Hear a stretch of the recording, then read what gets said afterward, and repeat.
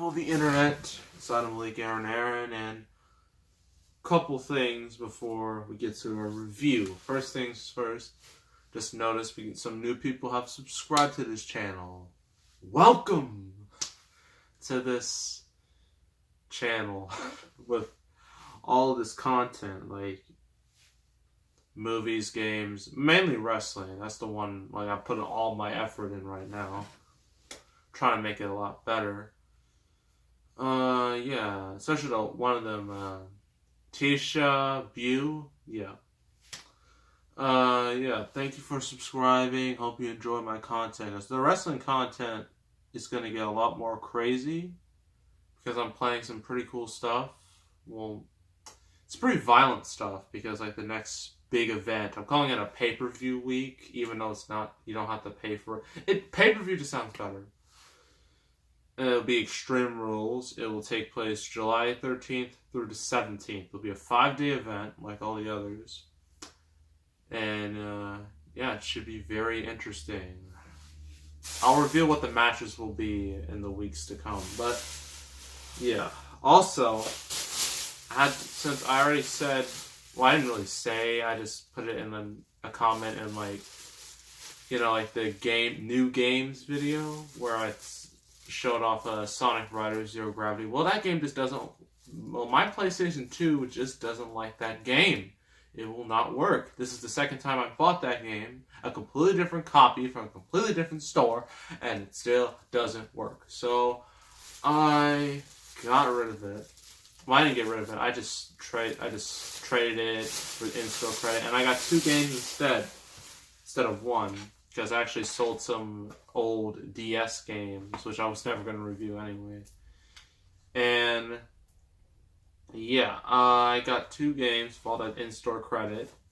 I got a real classic right here. Lara Croft Tomb Raider, The Angel of Darkness. The game that killed the franchise. At least the first time. Yeah, doing a gameplay on this should be really fun. Or bad, because this is considered to be one of the most lackluster games ever, because it's very glitchy and it felt very rushed. So it should be fun, and it's 5 out of 5 stars from this Maxim. That's probably even not a real place, a real thing. They probably made it up. Then the second one is more, let's just say, obscure. I realized with these gameplay videos, like,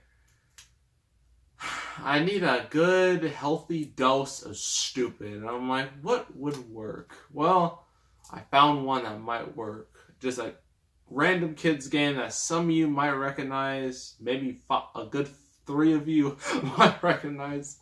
That is Power Rangers Dino Thunder. I think I remember seeing this when I was like a little kid. I forgot which channel. Remember like the Jetix? Like that weird little thing. Like, it was like in the same era as like 4Kids and Kids WB. Those were the times, man. What happened? But yeah, this is a real kids game. It's like 50 different missions and 9 worlds.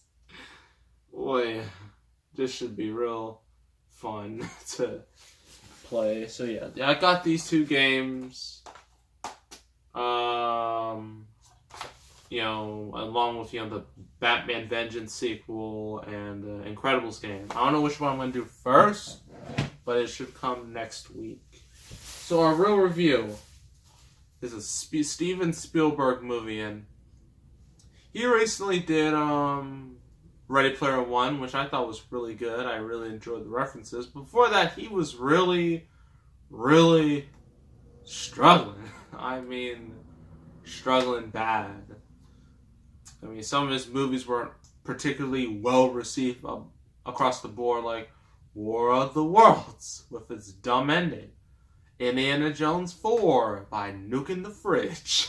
And then, although Adventures of Tintin and War Horse were received well enough, yeah, I mean, Bridge of Spies was like an awards contender, and actually won. Mark Rylance won an award for, you know, Best Supporting Actor. But then he made the BFG, and that was like the biggest bomb he ever made in his career. So yeah, that wasn't very smart of him. So yeah, it's been very. Well, he also did Lincoln, which was also an awards winner. But it's been very rocky, to say the least, for Spielberg. So we're gonna review a movie that was back in his heyday, back when he didn't drop the ball most of the time. And it also stars Tom Cruise back when he was a megastar, and before the Oprah couch jumping Scientology incident. Oh, that plagued his career for a while, but he eventually got back on track. Yeah, we're doing Minority Report, which is a title that really wouldn't work in 2018, if you know what I mean. Like, this came out in 2002, but now it just...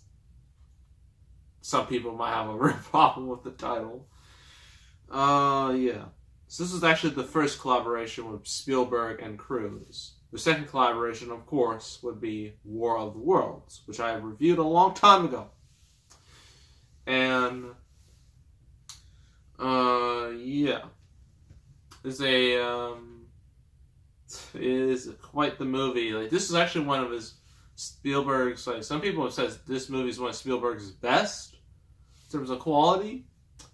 And a little fun fact, when this movie came out in 2002, it was on the same weekend as Lilo and Stitch. And I really should do Lilo and Stitch because I love that movie.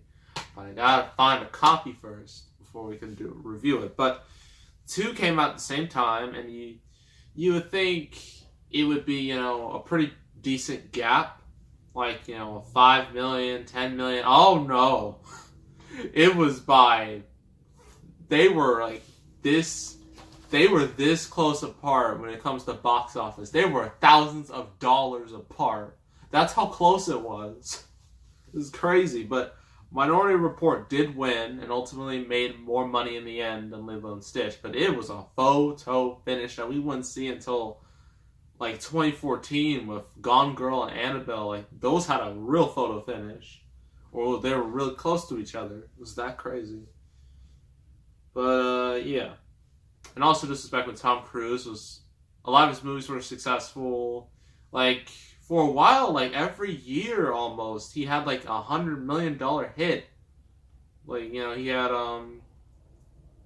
Mission Impossible 2, Vanilla Sky, Minority Report, Last Samurai, Collateral, War of the Worlds, Mission Impossible 3. He was doing great. But then the couch jumping incident happened, and then his career just kind of... Yeah, that's what happened. So if you want to read the back, good luck, because the text is somewhat small, but I'm going to read it for you. So superstar Tom Cruise gives his most poignant action performance in director Steven Spielberg's Minority Report. For 6 years, Washington, D.C. has been murder-free thanks to astounding technology which identifies killers before they commit their crimes. Sounds interesting. But when the chief of the pre-crime unit, Cruise, is himself accused of a future murder, he has just 36 hours, a day and a half, to discover who set him up, or he'll fall victim to the perfect system he helped create. It's a mind-blowing action thriller that's such an achievement, and it reminds us why we go to the movies in the first place. Said by Mr. Roger Ebert himself. So you probably heard that plot, and you're like, wait, stopping crime? Stopping all that? Where have I heard that before? Is it The Purge? No, it's not The Purge. It's not quite The Purge, because, The Purge, and I will see the first Purge, not the original, the new one, the first Purge. I'm going to see that opening day, because besides the first Purge movie, I love the others. Man, as guilty pleasures. So this one should hopefully be as good or as entertaining. But yeah, in this future, you can actually prevent murder from happening, which could be very useful. However, it could be quite dangerous also, or very problematic, and that's what Tom Cruise's character figures out. Because when he's committed, when he's accused of a crime, of murder or future murder, he has to go on the run like he's Harrison Ford on The Fugitive. Literally, it's like a chase movie for a lot of it. It's a lot of exciting action scenes. Yeah, but then also like later on in the movie, like this is like a major plot point somewhat. Like it plays a major role in the second half, but it goes like this really sketchy doctor, and I'm like, why would you go to this man? He doesn't look very professional, but he actually removes his eyes. Yes, it's similar to what Dead Space 2 did.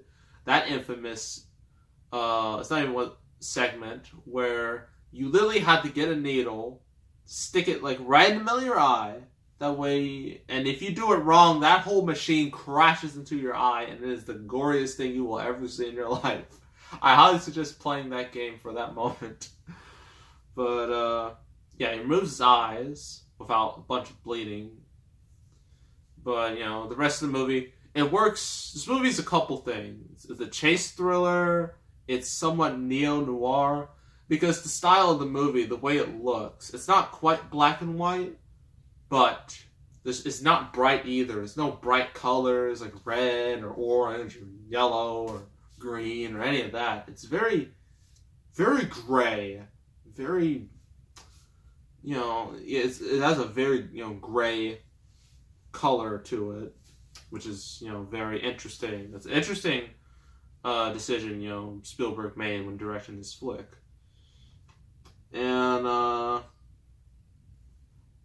what else? Yeah, just like the visual style is just very unique from a lot of movies we see, even today. This was 2002.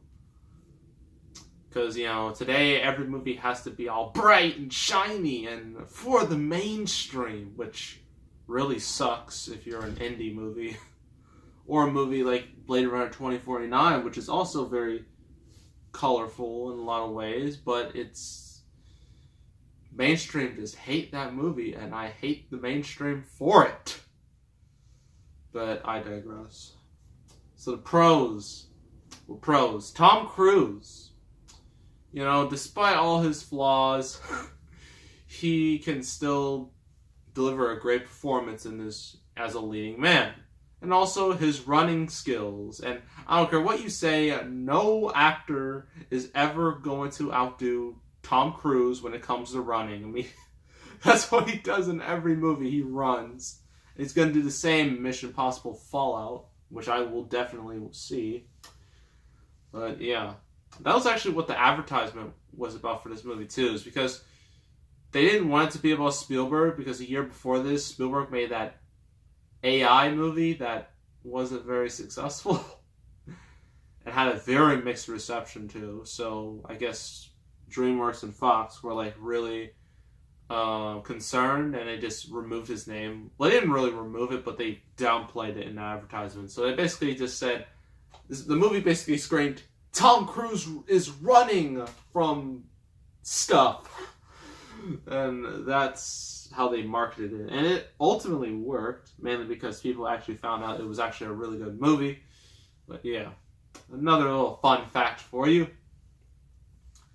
Yeah, just like Tom Cruise's performance, like the style, you know, the direction, the story, just, you know, how different it is from a lot of movies today. It just makes it so much better.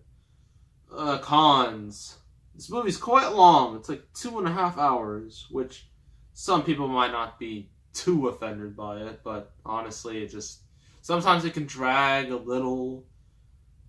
I mean, I don't hate long movies, but you have to have something interesting throughout that entire runtime in order for me to get invested the whole 2.5 hours or 3 hours. If you don't have that, then I'm just going to be bored. So, yeah, sorry. Overall, it's a really good flick, really good sci-fi flick. I mean, it's definitely one of Spielberg's better movies, at least one of the better movies I've reviewed from his line of work. So, and also one of the better Tom Cruise movies I've reviewed from his line of work. You know, yeah, I'm going to give this a 8 out of 10. Highly recommend it. It's a really good flick. You should really check it out. So that's my already Minority Report. Next review, you thought I was done with Star Wars. Nope. After going through the lackluster Phantom Menace and the awful Attack of the Clones, we finally reached the end of the prequels. Next review will be Revenge of the Sith.